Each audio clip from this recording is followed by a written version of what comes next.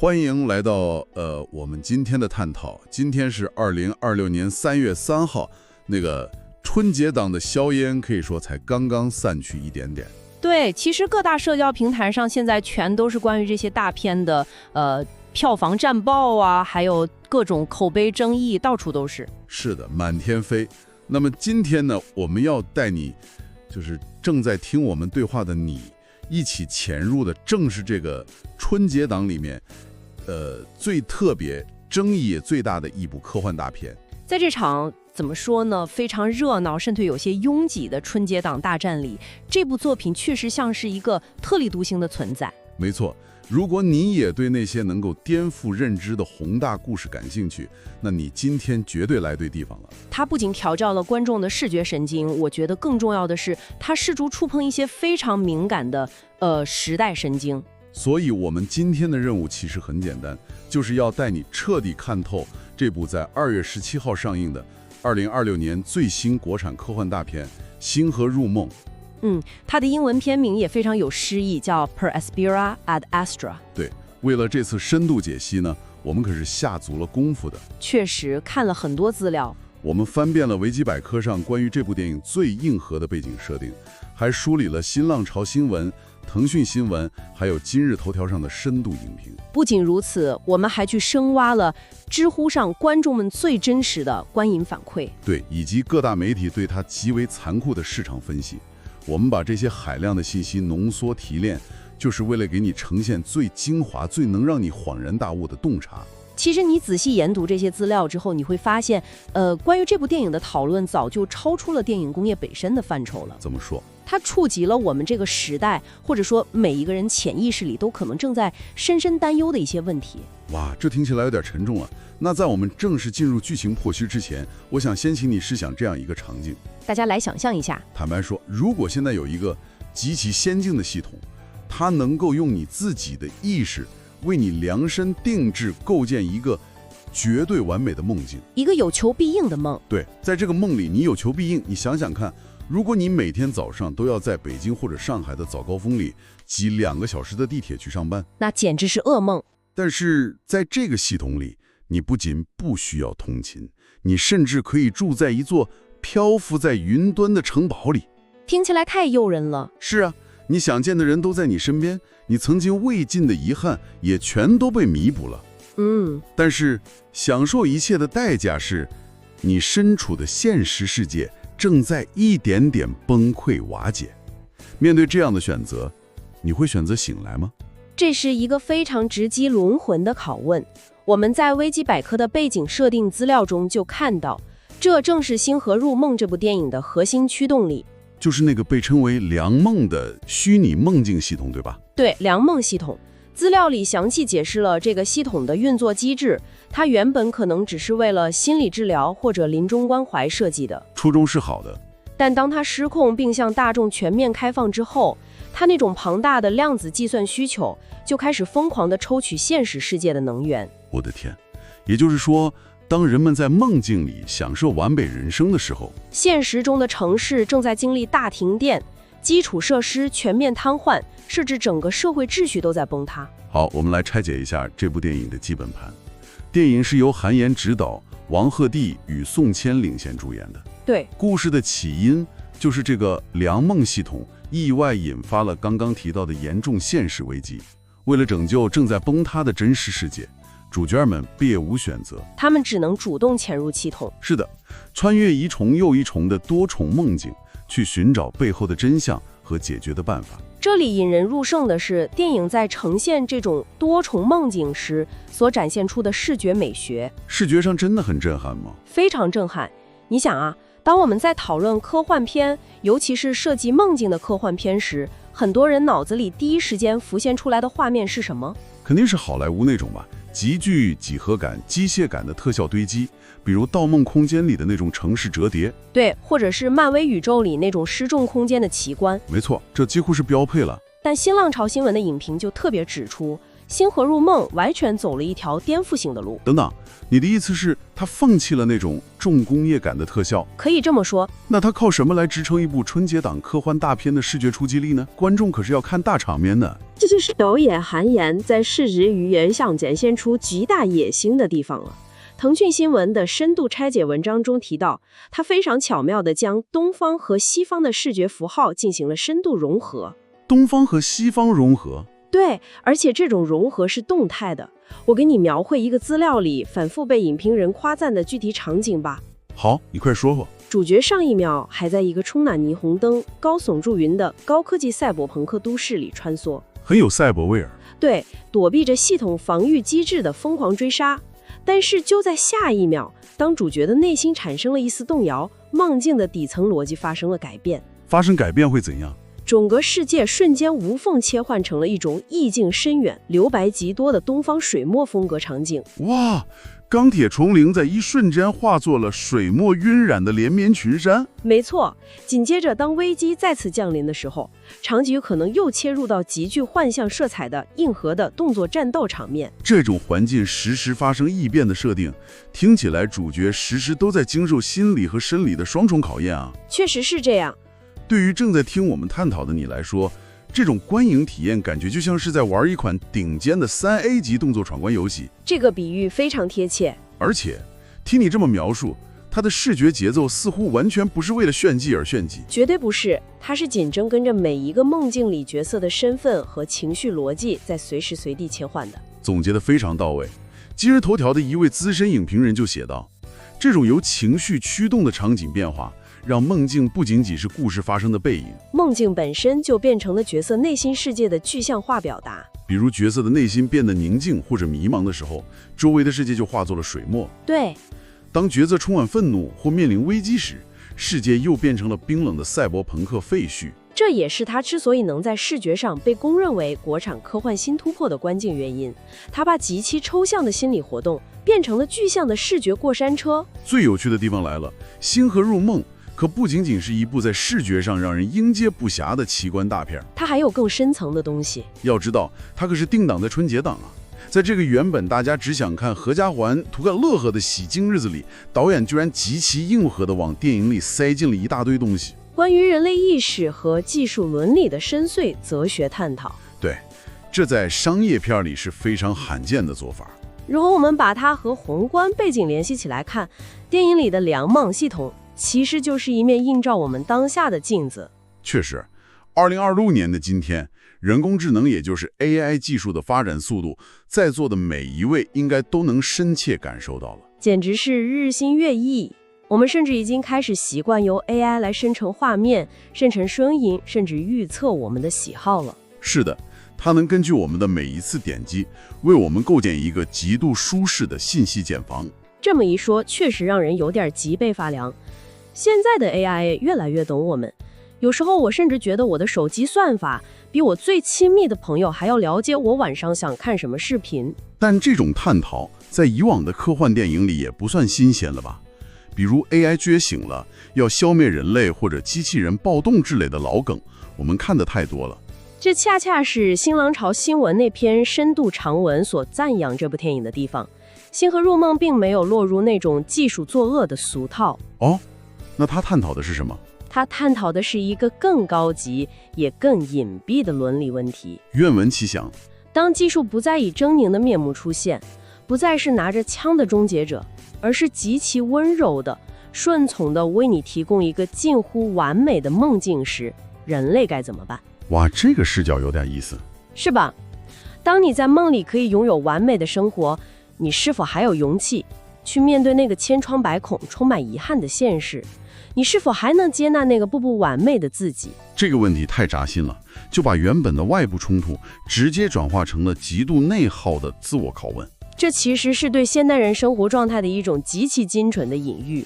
知乎上有一个引发了上万次赞同的讨论贴，就在专门探讨这个话题。网友们怎么看？网友们意识到，在虚拟现实和 AI 技术高度发达的今天，我们在数字世界里可以加各种滤镜，可以演扮完美的角色。梦境与现实、虚拟与真实的边界已经前所未有的模糊了。是的，电影把这种我们在日常生活中已经初见端倪的冲突推向了极致。这也让我忍不住想再次问问正在听着我们对话的你，当虚拟世界已经能做到比现实还要完美100倍，甚至能弥补你生命中所有无法挽回的过错时，你会怎么选？你还会为了所谓的自由意志，为了那虚无缥缈的生命真实意义而痛苦的选择醒来吗？这是个艰难的选择。还是说，就像部分知乎网友争论的那样，既然现实已经无法拯救了，沉溺在良梦中，其实也是一种合情合理的个人选择呢？电影在这个问题上并没有给出非黑即白的粗暴答案，而是留给了观众巨大的反思空间。没错，他探讨了自由意志和主体选择，这在以娱乐为主导的国产院线电影中，无疑是一次非常勇敢的尝试。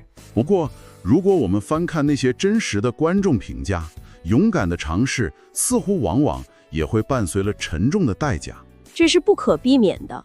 如果说视觉效果被公认为具有开创性，利益又如此深刻，那为什么知乎和今日头条上的普通观众对于实际的观影体验会产生那么严重的两极分化呢？我们收集到的多方资料都指向了同一个致命的弱点：叙事节奏失控。对，叙事节奏失控。当我们冷静下来分析知乎上那些给出中评甚至差评的反馈时，你会发现一个高频词汇。什么词汇？节奏太赶。一位名叫筛博影评人2026的知乎答主就详细拆解了这个问题。他是怎么说的？他指出，多重梦境的层层嵌泡和极其快速的转场，虽然带来了极致的爽感体验，但也直接导致了人物的情感铺垫和成长弧线变得非常薄弱。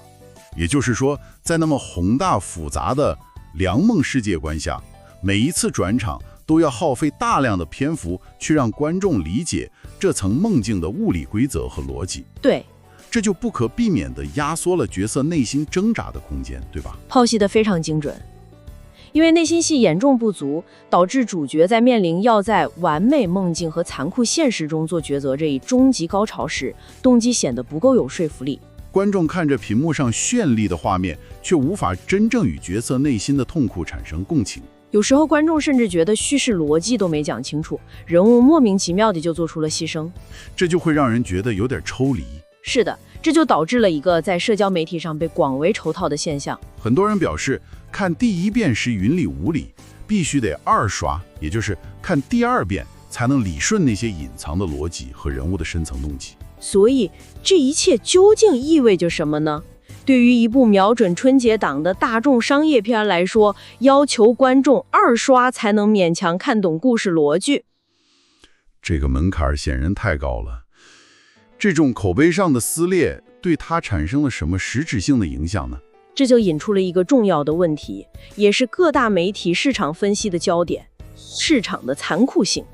我们来看看它在2026年春节档的实际表现。票房怎么样？可以说，《星河入梦》的票房直接遭遇了滑垒土。这么惨？尽管它有着超越好莱坞设定的本土科幻突破，但它的票房数据却远远不及同期上映的那些主打喜剧和温情的商业大片儿。费了这么大劲，做出了极具诚意的本土科幻探索，结果大众却没有用电影票买单，背后的具体原因到底是什么？仅仅是因为看不懂吗？结合腾讯新闻和新浪潮新闻的市场分析资料，我们可以看出几个非常客观且致命的原因。第一个原因是什么？首先，也是最核心的一点，档期严重错位。档期错位。我们回想一下春节档的氛围是什么？那是一年到头，大家拖家带口，老老少少走进电影院寻找放松、寻找快乐的时候。春节档的绝对刚需就是合家欢。确实，大家就想开开心心过个年。而《星河入梦》呢，它带有强烈的存在主义反思，探讨的又是技术伦理这种稍微有些晦涩和沉重的话题，确实不太搭调。这就好比在大年30的团圆饭桌上，大家正准备举杯庆祝，你突然站起来抛出一个关于人类灭亡的严肃哲学问题。哈哈，这比喻太形象了。这跟大众在节日里想要轻松娱乐的口味是完全背违而驰的。大过年的，大家可能更想在电影院里没心没肺的笑2个小时。是啊，而不是坐在黑暗中皱着眉头思考我是谁，我的记忆是不是 AI 植入的，真实世界是不是要毁灭了，这种让人头疼的问题。没错，除了档期气质不符，第2个原因就是排片劣势。排片量很少吗？非常少。各大媒体的票房复盘指出，由于前期预售和试映时，院线经理们就已经敏锐地察觉到了它在春节受众群众的局限性。院线经理都是人精啊，前期口碑发酵慢，后期排片跟不上，这2点叠加在一起，直接宣判了它在商业市场上的绝局。档期错位加上排片惨淡，这确实是雪上加霜。但这不仅仅是《星河入梦》这一部电影的遗憾吧？它似乎揭示了整个行业正在面临的某种困境。这深刻反映了当下中国科幻电影面临的一个巨大撕裂。那种撕裂？那就是作者的深度表达与商业市场的大众化需求之间的剧烈冲突，确实很难平衡。导演韩延想要探索哲学，探索梦境与现实的边界，但目前的院线大档期市场需要的依然是通俗易懂的线性叙事和强烈直接的情感共鸣。如何在硬核科幻设定、深刻的哲学反思与大众喜闻乐见的讲故事方式之间找到平衡？这就是《星河入梦》交了一笔昂贵学费后，留给整个中国电影行业的重要课题。好的，那我们来为今天的讨论做一个总结吧。总结一下，综合我们梳理的维基百科背景、各大媒体的影评以及观众的真实反馈来看，《星河入梦》这部电影其实就像他自己设定的那个良梦系统一样。怎么讲？它有着令人惊艳的融合东西方美学的视觉奇观，有着敢于直面 AI 时代人类精神困境的深刻立意，但同时呢，也有着叙事节奏失控、情感铺垫不足的瑕疵。非常客观。但不管怎么样，它绝对是一部勇敢跨越的实验之作。你知道吗？自从《流浪地球》系列大火之后，大家提到中国科幻，想到的往往都是那种重工业、硬核的太空灾难片，或者拯救地球的宏大叙事。对，但《星河入梦》为我们探索出了一条全新的路径，一条关注个体意识与技术伦理的向内探索之路。单凭这一点，它就值得在科幻电影史上留下自己的名字。这种向内探索的价值，在未来随着技术的一步发展，只会显得越来越珍贵。确实如此。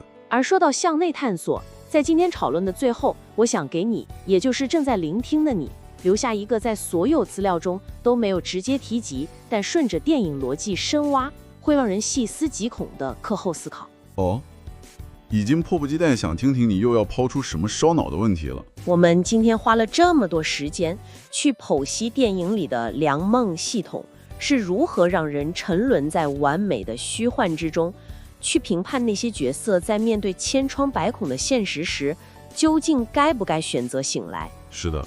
但是大家试想一下，如果你昨晚在睡前因为工作压力，因为生活琐事，对这个现实世界充满了疲惫和无力感，这种感觉大家肯定都有过。而今天一早醒来，你突然发现一切都变得无比顺利，常年拥堵的街道今天一入绿灯，棘手的麻烦突然迎刃而解，甚至连天气都刚好是你最喜欢的样子，一切都恰好朝着你心底最渴望的方向在发生。在这样的情况下，你怎么能100%的确定你现在所在的这个完美的世界是真的现实？哇！你又怎么能确定你现在不是正躺在某台冰冷的机器里，在一个为你量身定制的良梦里，听着我们俩这场关于星河入梦的探讨呢？哇，这一下把我都说起鸡皮疙瘩了，这也太有科幻感了，虚实交错，瞬间让人怀疑人生啊！是不是觉得有点后怕？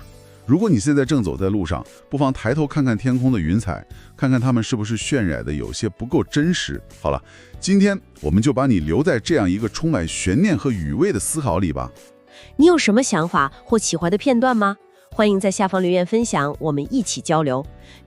别忘了点赞、分享与订阅频道，打开小铃铛，第一时间获得更多关于娱乐圈新闻、影视、动漫与书籍内容的更新。